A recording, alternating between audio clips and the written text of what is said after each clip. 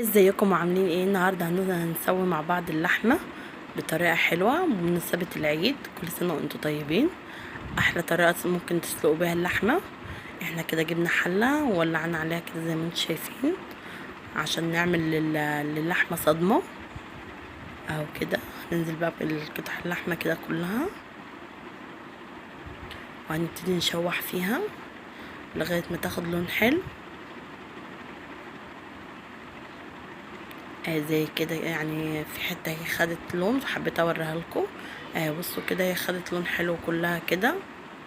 هننزل بقى بالحاجات دي جزرايه صغيره وطماطميه صغيره وبصلايه وحبهان وورق لو ماشي وفلفل اسود.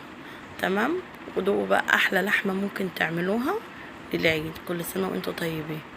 هنسيبها بقى تتسلق بالهنا والشفا على قلوبكم.